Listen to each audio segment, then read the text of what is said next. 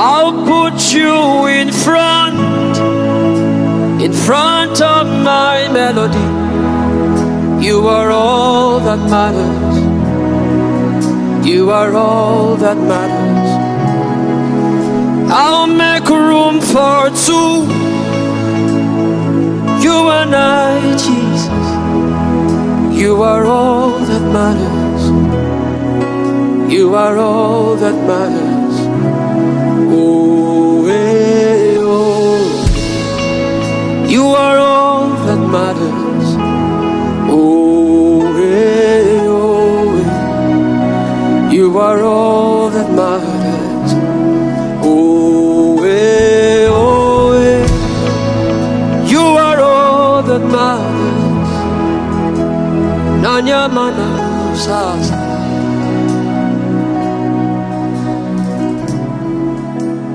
What would I live for if I don't have you, my life? What would I gain if you take the Holy Ghost? Today, my dear friends in Christ, I'd like to preach on what I call vulnerability. Vulnerability.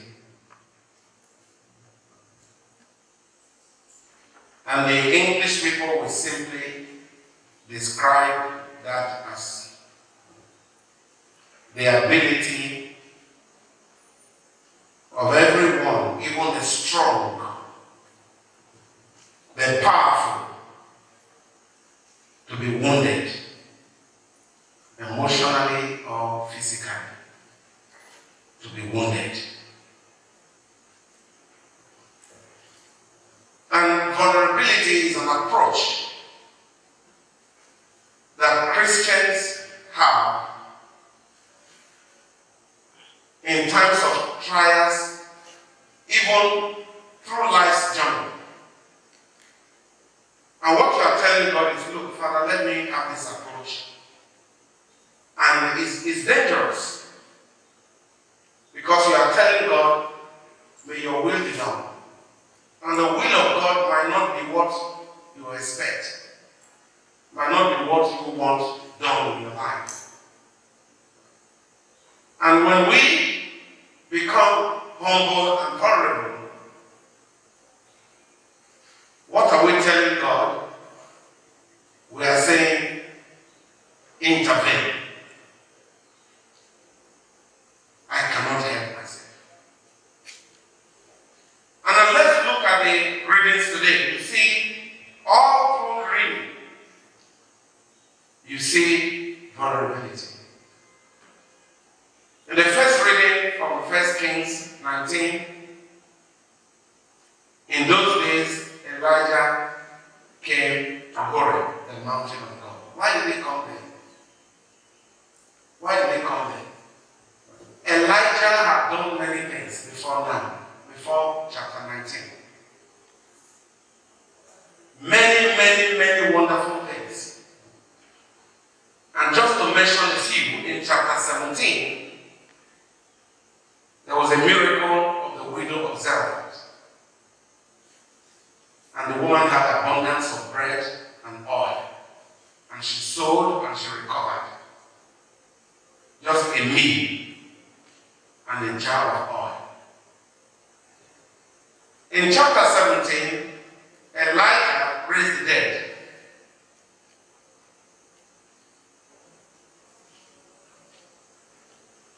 Before now, Elijah defeated 450 prophets of Baal on Mount Carmel. They cried and shouted to their God did not answer. But Elijah looked up and said, let the God that answered by fire be God indeed. God answered. Fire came. Heaven opened. And everybody was saying, Yahweh is God. Yahweh is God. Yahweh is God. When Jezebel heard this, she sent a word to Elijah and said, if by this time tomorrow I do not treat you like those prophets, you know I'm not Jezebel. When Elijah heard this,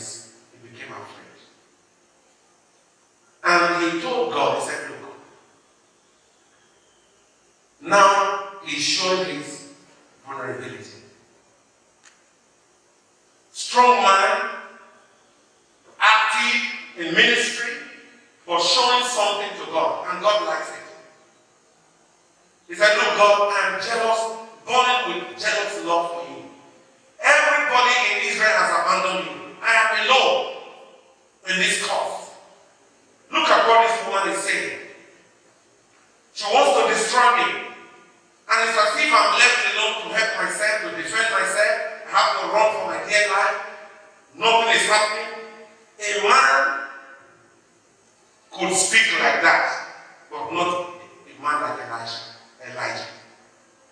That is the last thing you will ever expect from a man who is a miracle worker. And so he told God, no one is left. And God prepared him for the journey. He went to Horeb. What was he going there to do? To encounter God. Go and meet God.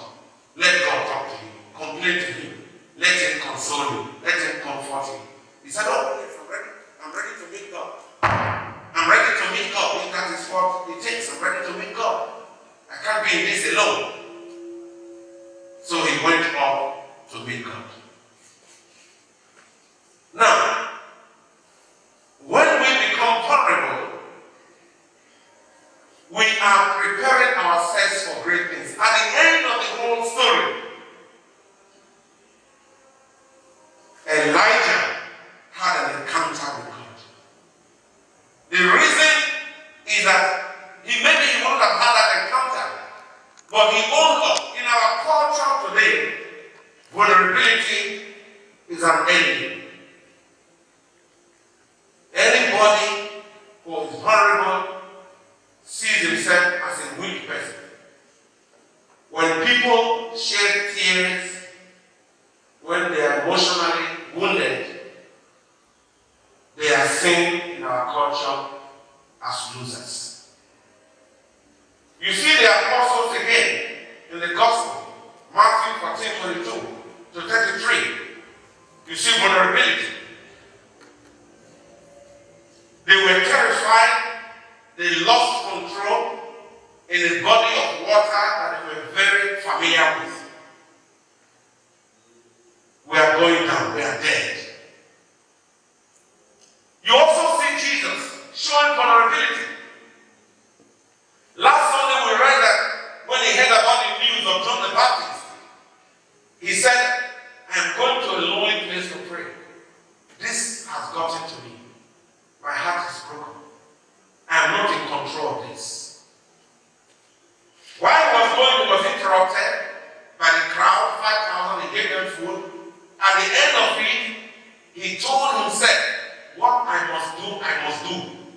For the second time, he told his disciples, you cross over, I am going to pray. I have to pray. I need to pray. The way things are happening now, I really feel that I need to be with God. I'm vulnerable. Praise the living God.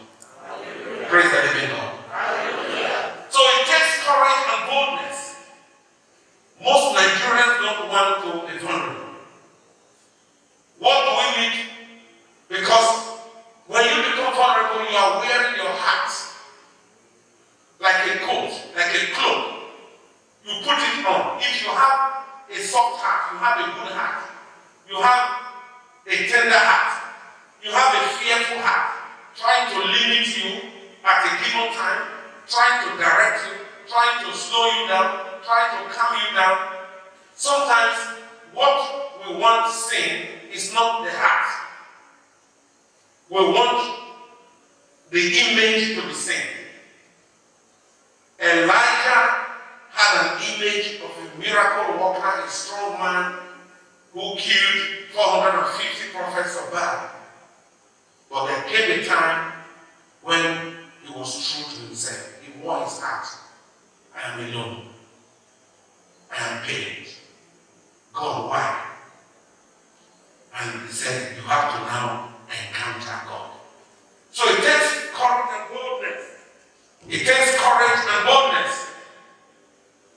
And for us believers, it leads to worship. It leads to worship.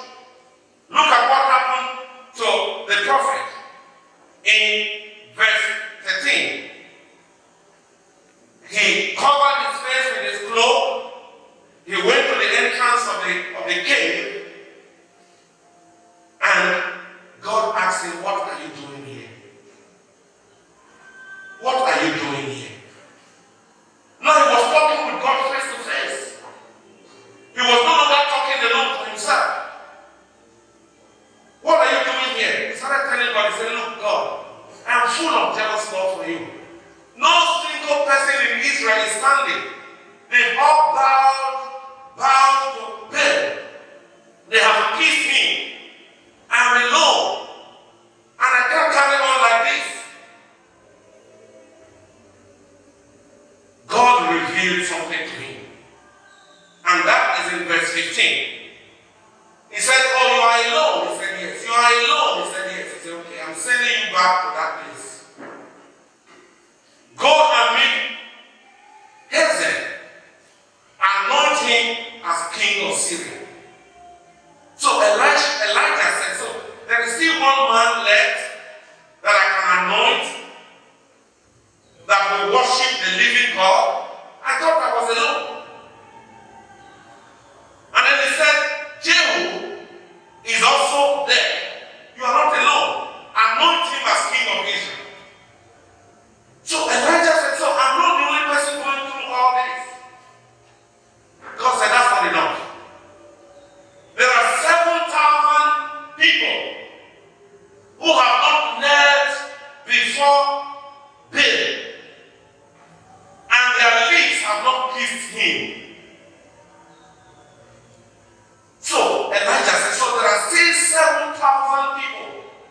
I thought I was the only one burning with the jealous love of God, and that the world was falling, and that there was no one on my side. He discovered he had over 7,000 persons who were still standing firm and going through the same